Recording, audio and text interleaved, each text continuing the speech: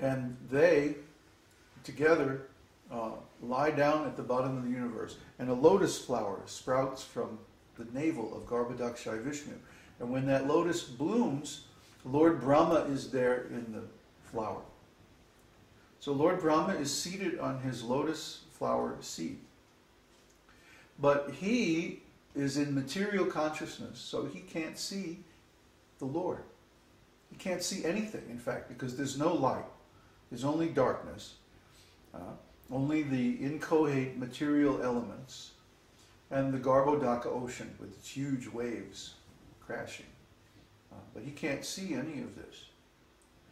So he tries to figure out, who am I? What am I doing here? Just like everybody in this world, isn't it? We're born into this material universe without asking or remembering having asked to be born within it.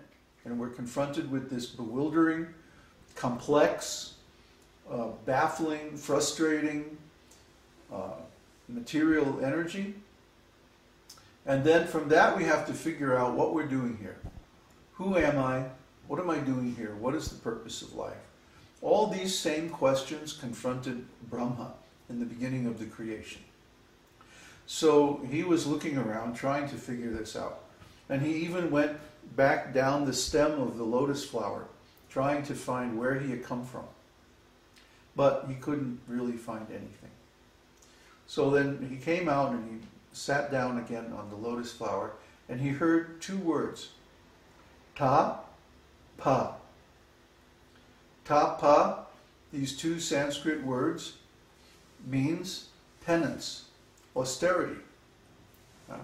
So in other words, this was an instruction from the Lord to Brahma. Okay, you want to know what you're doing here? You want to know what is all this material creation? You want to understand what is the purpose of your existence? Then, ta, pa, do penance. Do austerities. Now, Brahma, being very intelligent, could understand the meaning of this. But most people in the world today are not so intelligent. So there are many, many religious scriptures. And they're all basically containing the same message, ta, pa. Do penance, do austerities. Refrain yourself from material sense gratification. Refrain from material work. Dedicate your life to a sacred purpose of understanding the purpose of creation, understanding the Lord, understanding yourself. All the religious scriptures in the world, I don't care where they're from, they all have this same basic message. And people all over the world who are a little bit pious, they try to follow it. But because they don't have much knowledge or intelligence, they can't really follow it very well. Now Brahma, he had no distractions. There was nothing except for him in this blank universe. And it was dark. There was nothing to do, no place to go.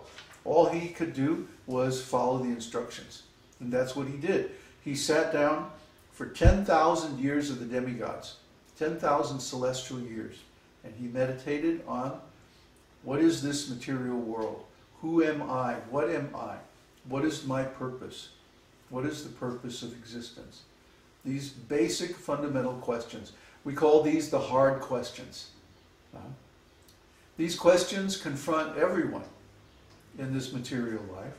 And unless we can find workable, practical, reasonable, and true answers to these questions, then we fail at life. Actually, we fail at attaining the purpose of human life, which is self-realization.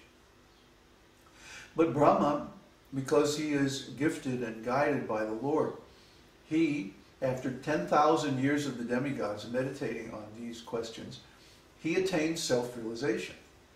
And at that time, Krishna appeared to him, showed him the Vaikuntha planets, all the way up to Goloka Vrindavan, the supreme planet of Krishna. And then he spoke these 4 verses to Lord Brahma. Brahma, it is I, the personality of Godhead, who was existing before the creation when there was nothing but myself, nor was there the material nature, the cause of this creation. That which you see now is also I, the personality of Godhead, and after annihilation, what remains will also be I, the personality of Godhead. So the first thing is, the very first word in this verse is aham. Aham means I am. So only a person can say I am. Only a person can assert his personal existence and identity. Only a person can speak and introduce himself. Brahma, hi, I'm the personality of Godhead. So God is a person. He has to be a person. Why? Because we are persons. And unless God is a person, how can we exist as persons? So Krishna, God, is the first original person, Adi Purusha. We are also Purushas, but we are subordinate Purushas. He's the master servant, and we're the servant. So these Purushas, persons, we all existed actually before this creation. But we don't remember that because we're conditioned by this material body. Therefore, Krishna informs Brahma and all of us that he was existing before the material creation. None of this existed before the creation. But Krishna existed, and during the time of manifestation of the material energy, actually all of this is him. Everything that we see, everything that we know, everything that we do, all the energies and the phenomena that we experience, including time itself, is actually Krishna. Specifically, it is Krishna's energy, Krishna's material energy. Krishna has three kinds of energy, three kinds of potencies: the internal, the external, and the marginal. The external potency is the material world. The internal potency is the spiritual world. And the marginal potency is the living entities. So these three potencies are there, but because Krishna is transcendental, and his potencies are also transcendental, therefore there's, in one sense, no difference between them. And then he also says, after annihilation, what remains will also be I, personality of Godhead. So there's going to be an annihilation. This material world is not going to exist forever. And actually, even during the course of the existence of the material world, there are many smaller annihilations, smaller devastations, during which the conditions in the material world change so rapidly that basically everything is destroyed and reset back to its original nature. So Krishna is giving a lot of information here. He's saying that this material world is temporary. It has a beginning and an end. But it's his potency. Therefore, in some sense, it is also him. And certainly, it operates according to his will, his ideas, his thoughts. So we should be very anxious to know, what are Krishna's thoughts? What are Krishna's opinions? What does Krishna think? How does he look at things?